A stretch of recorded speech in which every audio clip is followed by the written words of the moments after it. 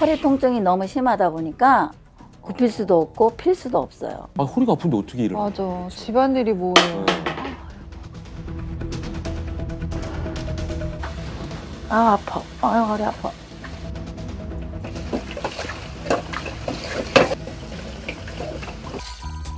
시리얼을 드시는데요? 잘 안 양이 적으시네. 양 호식하시는 자체는 좀 적게 드시죠.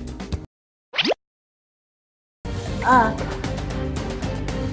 아, 첫 마디가 아프네. 아프다. 왜 시작했어? 진짜 굽히지를 복대하셨네, 복대. 굽게 하셨네요. 예. 아. 그냥 물소금 같은 거 이렇게 좀 드시는 게. 아이고, 옷 다 베르시네. 네, 다 버리시네. 네. 안녕하세요.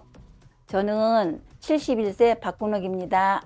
현재 저를 가장 괴롭히고 있는 질병은 뭘까요? 허리 허리 디스크입니다. 디스크. 그래서 아까 복대하셨고. 허리 통증이 너무 심하다 보니까 굽힐 수도 없고 필 수도 없어요. 아이고. 앉아 있어도 아프고 서 있어도 아프고 누워 있어도 아프고 어떻게 할 줄을 모르겠어요. 그럼 어떻게 해야 돼? 어떤 자세 하나는 좀 안 아파야 되는 거 아닙니까? 그러니까요. 디스크 심한 분들은 네. 통증 때문에 일상생활을 할 수가 없어요. 통증이 진짜 괴로워요. 맞아요. 기분 나쁘게 아프거든요. 네. 집안일은 해야겠나 해야 되니까 안 하면 안 되니까 그냥 그렇게라도 대충 하고 살아요. 아, 허리가 아픈데 어떻게 일을 맞아. 하죠? 집안일이 뭐예요.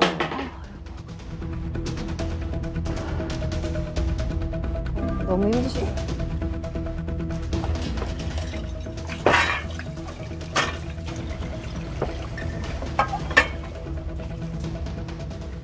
아, 아파. 아이고. 아, 보는 데가 아프네. 아, 아파. 아, 허리 아파.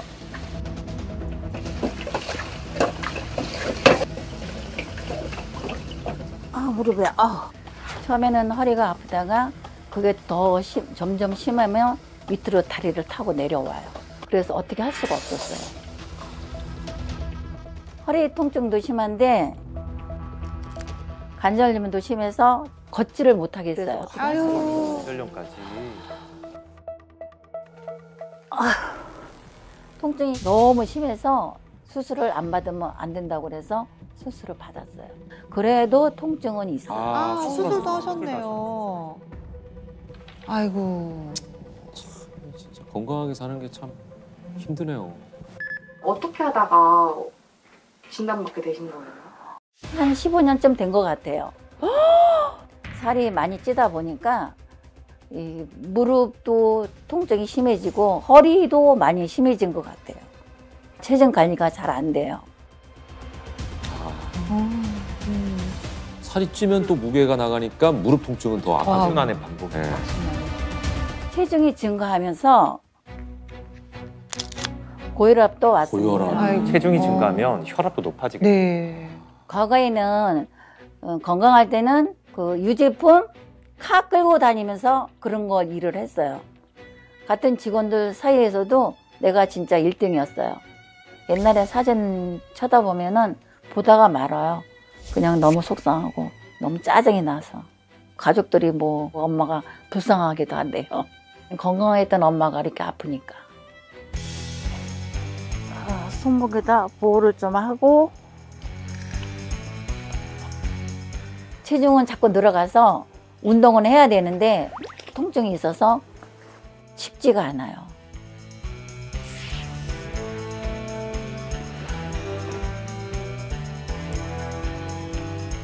체중 감량하려면 이제 운동량을 늘려야 되잖아요. 네. 근데 허리도 아프고 관절도 너무 아픈데 아파. 이게 쉽지가 않고 맞아. 또 체중이 늘고 네. 계속해서 악순환인 거죠. 네. 그렇죠. 그 공원에 운동기구도 하긴 하는데 그것도 힘들으면 그냥 걷기만 해요. 그냥 가능한 선에서 어떻게 하려고 노력은 해요.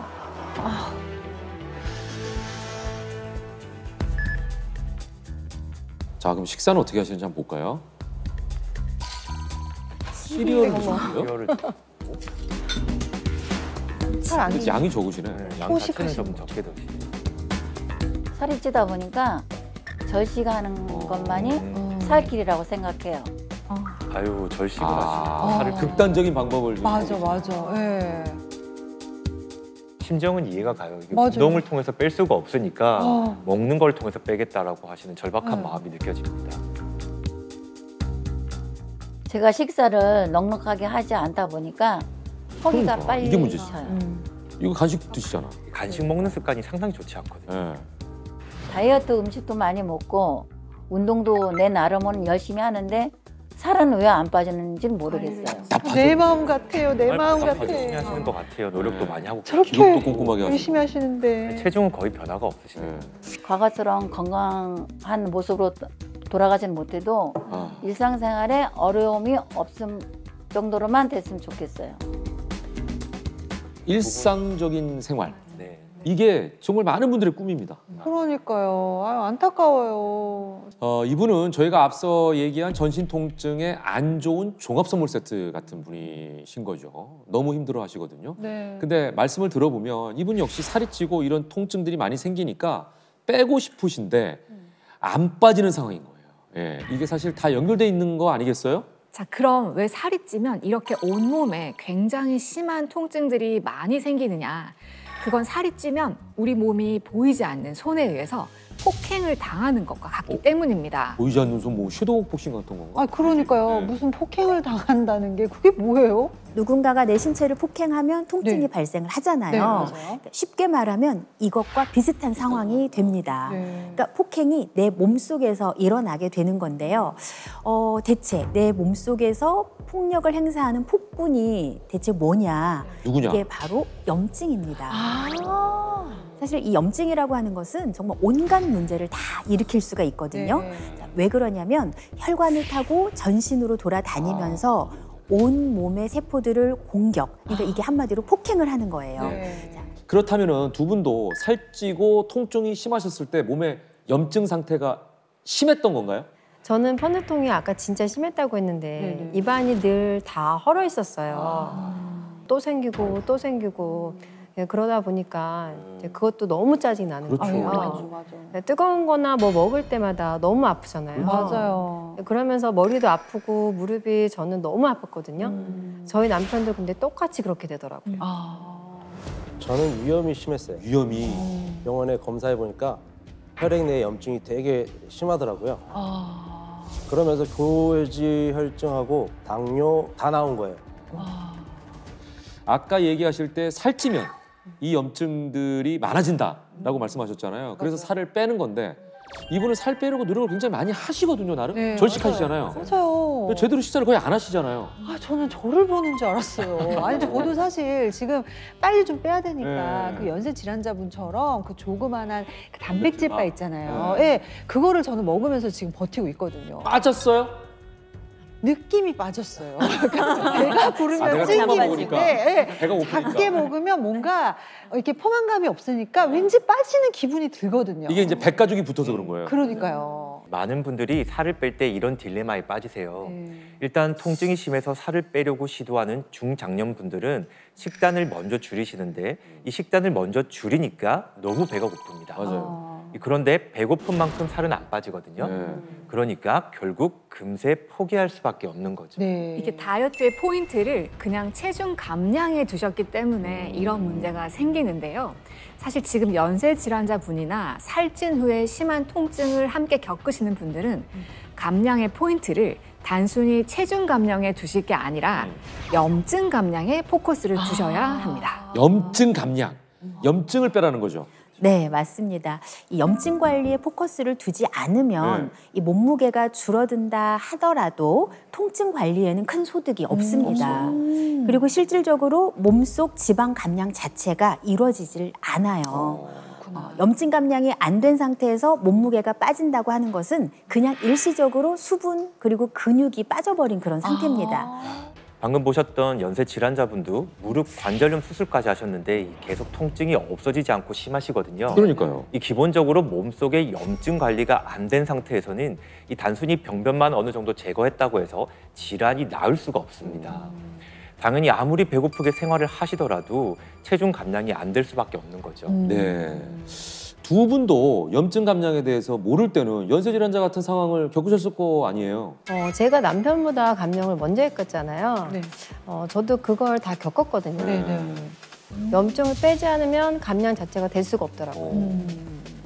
그래서 남편은 제가 알려줘서 편하게 감량을 했죠. 그래서 3개월 만에 중년 남자의 올챙이 배에서 네. 권상우 씨 같은 그런 복근. 그게 생긴 거네요. 네. 네. 저는 시행착오 없이 아내가 알려준 대로 빨리 뺀 거고 아내는 고생을 좀 했죠. 초반에 무턱대고 저칼로리 뭐 이런 식단 심하게 하다가 이제 요요 오면서 통증이 더 심해지고 염증이 더 심해지더라고요. 그래요? 그거는 왜 그런 거예요? 사실 저칼로리 다이어트식이 좋은 거 아니에요? 근데 왜 염증이 생긴다는 건지 저는 진짜 잘 모르겠거든요. 네, 그러니까 근본적으로 이 만성 염증이 관리가 되지 않으면 아무리 저칼로리 음식을 드시거나 혹은 단식을 한다고 해도 소용이 없습니다. 그리고 오히려 또 염증이 더 심해지게 되면 또 살은 더 안 빠지는 상황이 돼버리는 거예요. 왜냐하면 우리가 음식을 먹으면 지방세포의 에너지로 저장을 하게 됩니다. 그런데 만성 염증 상태가 되면 이 지방세포 자체가 정상적인 상태가 아니에요. 그러니까 제가 사진을 직접 보여드릴게요. 아니, 저 뭐야? 어머, 저기 뭐예요, 저게? 자, 한쪽이 정상 지방 세포고요. 다른 한쪽은 만성 염증으로 인해서 정상이 아닌 상태의 지방 세포입니다.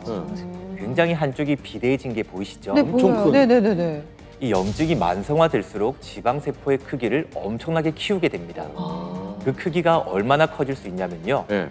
무려 40배까지 커질 수 있어요. 정상 세포의 40배. 네, 정말 큰 차이가 와, 벌어져요. 엄청나다. 아니 저렇게 커져 있으니까 염증이 안 빠지면 살 자체가 그냥 안 빠지는 거 아니에요? 네. 그러니까 통증도 해결이 안 되는 거고. 일단 보기만 해도 끔찍하죠. 네, 너무 끔찍해요. 네, 정상적인 상태에서의 지방세포는 음식을 섭취하고 난 후에 이 에너지를 스스로 적당히 쓰고 또 적당히 저장할 수 있도록 조절하는 능력이 있습니다. 네.